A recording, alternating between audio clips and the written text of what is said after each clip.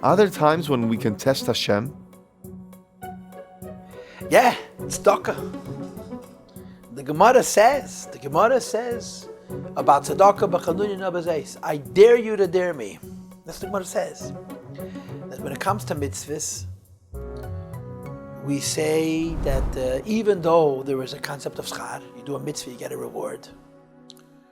But you don't necessarily know how the reward is going to come and when the reward is going to come. There's an interesting Gemara with a Rashi that says that there's a concept called iyun tefillah. One of the ideas that the Chazal say everybody violates is called iyun tefillah.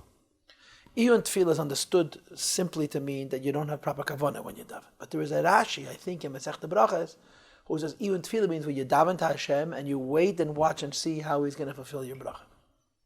And the rule is that when you pray to God and you sit around and wait for Him to give you an answer, it doesn't come. It only happens when you're not paying attention.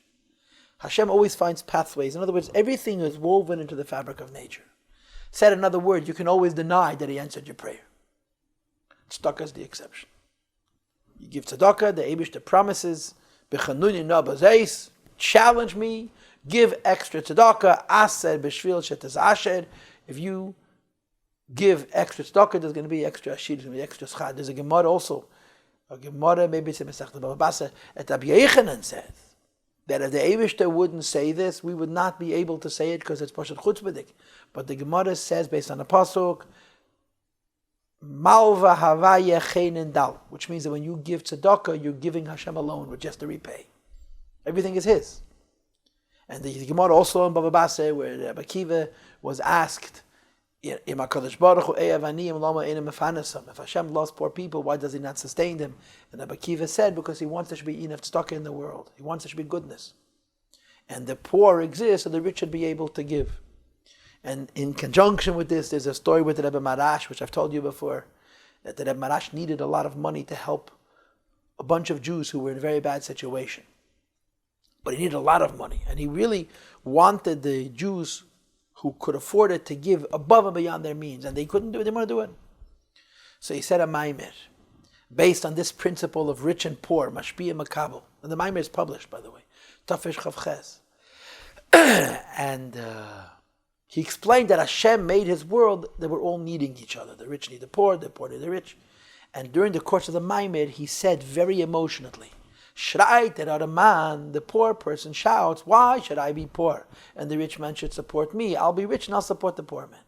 But he said it with such emotion that the people listening to him were heard him saying, okay, you don't want to be the givers? Fine. You'll become the takers. And then they divvied up, they gave whatever he wanted. So tzedakah is one instance where a person can test HaKadosh Baruch Hu, can challenge HaKadosh Baruch Hu. B'chlal, testing Hashem is not part of our program. Our program is to test ourselves. Because, how do I say this to you? To broaden the issue. In other words, now that I answered your question narrowly, that the place where you can test Hashem is in tzedakah, let me broaden the question. Who are we doing a favor when we learn Torah and do mitzvahs? Who are we doing a favor when we have a relationship with God?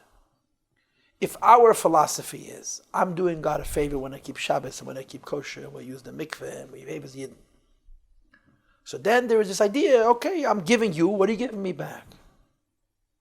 But Chassidus teaches, and frankly so does common sense, that the greatest gift God gave us was Himself. The greatest gift that God gave us was our tzavtza v'chibur, our connection with Him, which is through Torah mitzvahs. So what are you testing Him for? He's testing you. And what does it mean He's testing you? He challenges us.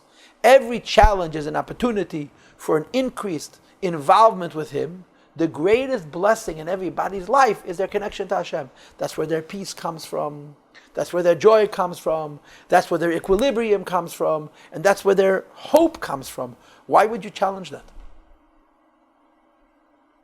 The greatest thing the Eibishter gave us is Himself. So we challenge ourselves to do more, to be more in the sphere of Hashem, and the more we're in the sphere of Hashem, the being involved with Him is the greatest blessing. And the fact of the matter is that when we're involved with Him and we have the blessing of Him, the other blessings come as well. They've done all of these studies where they prove that the happiest people in the world are religious people. The happiest people in the world are people who are married to each other, married to the same person for the duration of their lives, and religious people. Why? It comes from sacrifice, it comes from giving up. And the answer is, there is no greater freedom than being a servant of HaKadosh Baruch Hu. So it's a foolish idea to test him. But the Gemara says, Stucker, you can still test him.